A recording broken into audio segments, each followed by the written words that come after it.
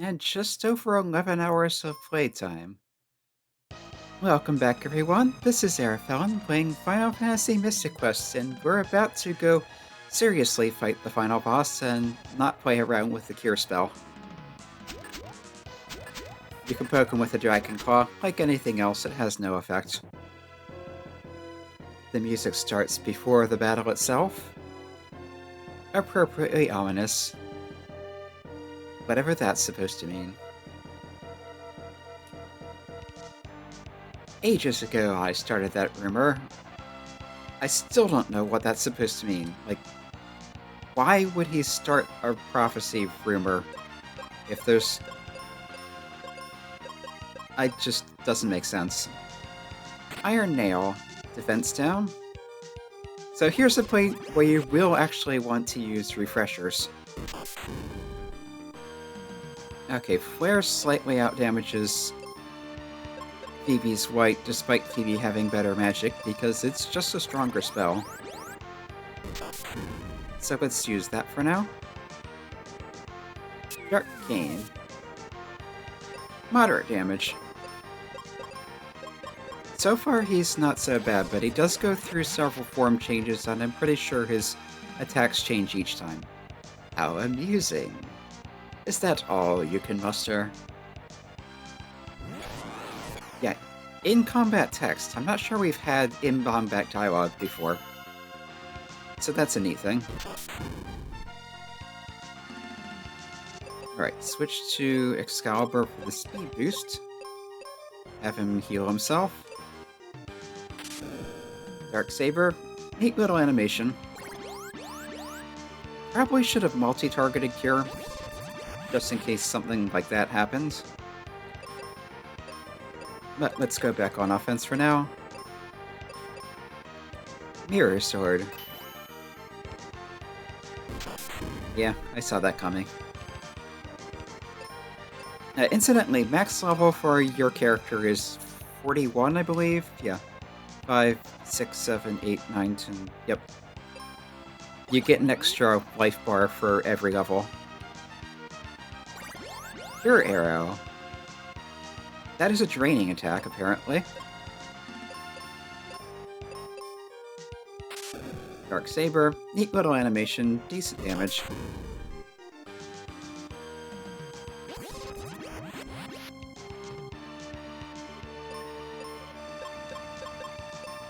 And the music is wonderful.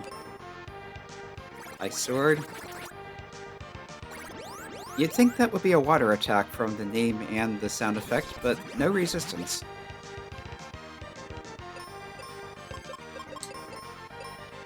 Let's just keep hitting him with everything we got. Yeah, we have all these attacks with these neat different names, but most of them seem to be largely equivalent. Sure, now see what I really am. So instead of a humanoid figure with 2 legs and 6 arms, we have a demonic spider tarantula creature with 8 legs and big, nasty-looking mandibles. Mega Flare. Strong against fire. Even enemy flare attack is fire-based. But the Dark King has no resistance, so just keep nuking him. Golden Web. And Baby is petrified. So this could be bad, because obviously Phoebe can't cure herself. But we got the first attack. Spider Kids. That kind of hurt. Right, let's try to heal up. I do like the sound effects for the white spell. Very distinctive.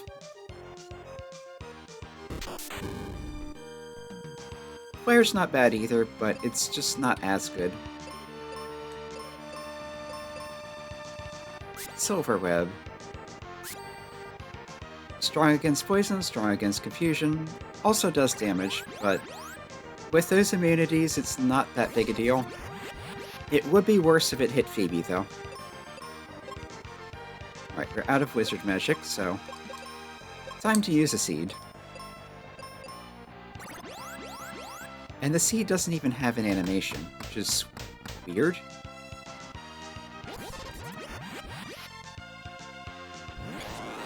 He's changed forms again. The spider legs have turned into amorphous tentacles. This part never made sense to me. Alright, she's out of magic, so pop another seed. He still uses Dark Flare. It hurts. And Phoebe, at least, has no fire resistance.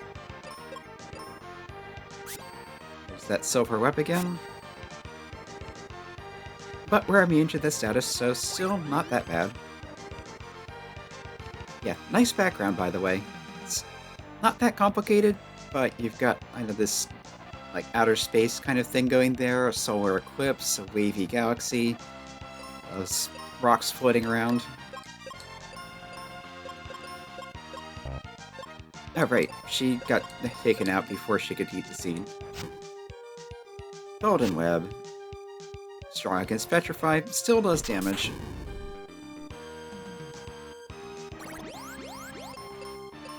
Alright, go for the speed boosts. Don't know if it'll help, but it couldn't hurt. And Phoebe still goes first. And there we go, with that silly sound effect as he goes down.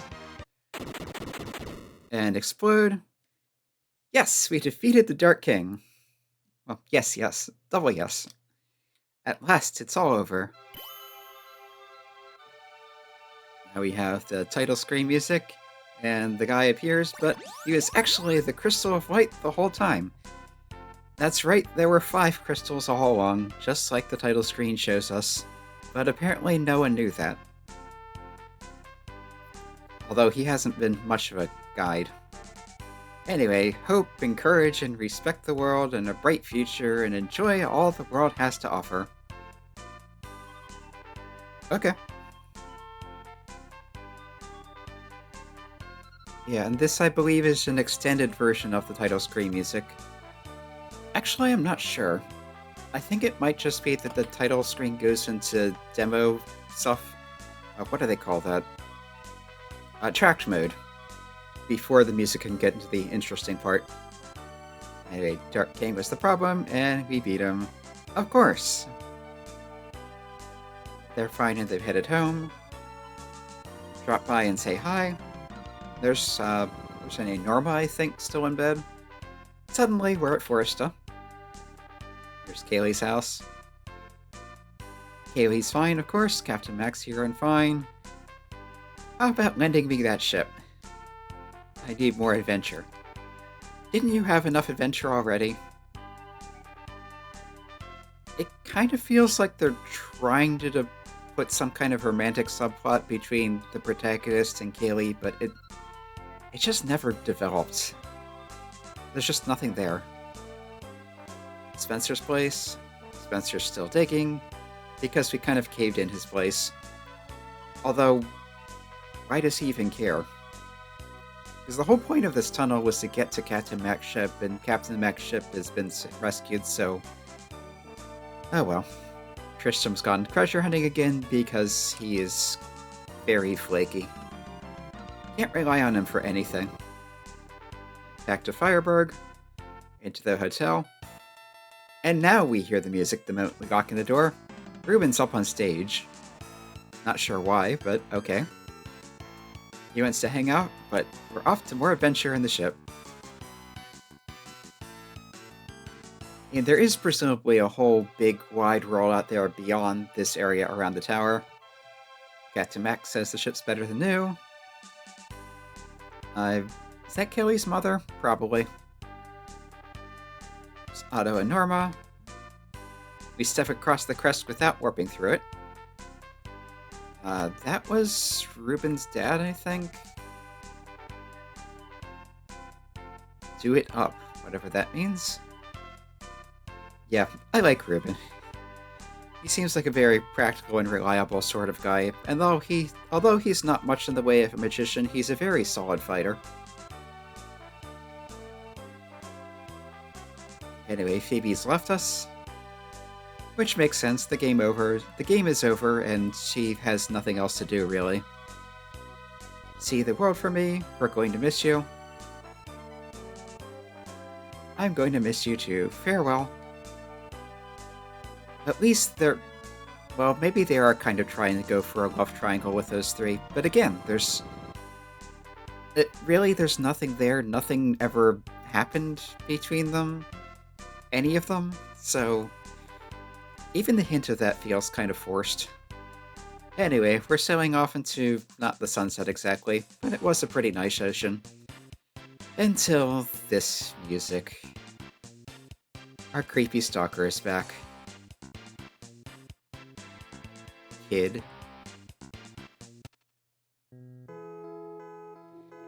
And so we have an annoying stowaway. But peaceful music anyway. Story Chihiro Fujioka, Cozy. Okay, so I'd been under the impression this was developed and designed by Square Square North America, US, but maybe not. Maybe the general idea came from Square USA, but it does look like it was the Japanese team that did the actual writing, design, and all that, so that would make more sense than if they wrote it all in English, translated it, proofread it, translated it back.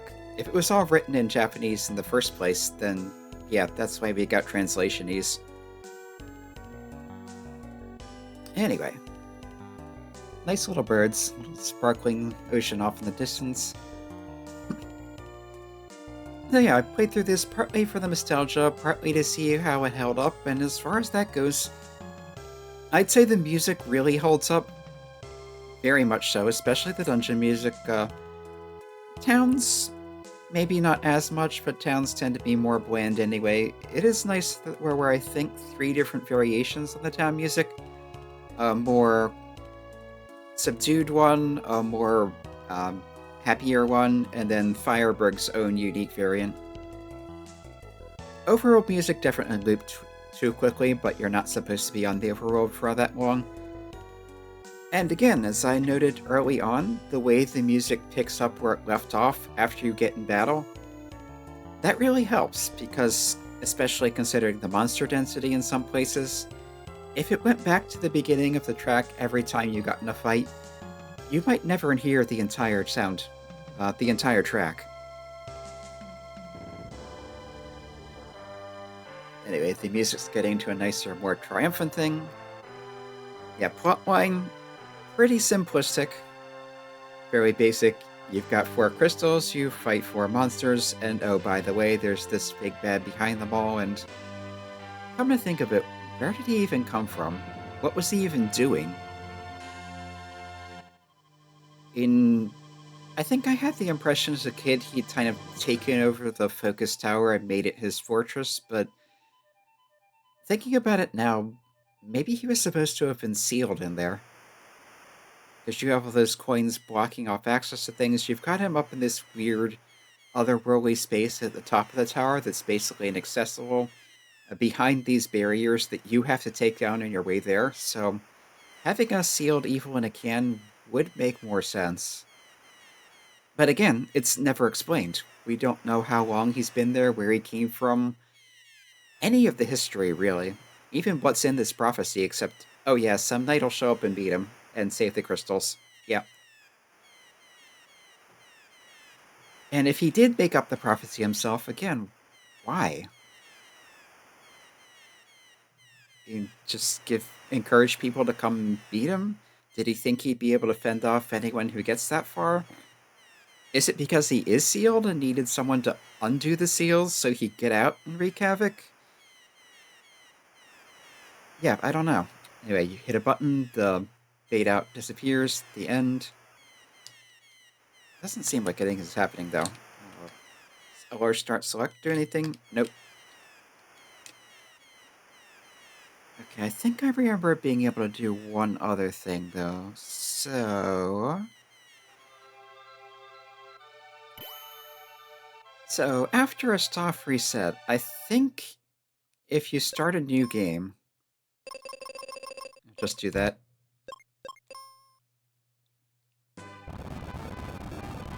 Yep, there's your little mountain there in the middle of nowhere, Hill of Destiny, which you never see again. This music, which you never hear again. Which is a shame, it's really good panic music.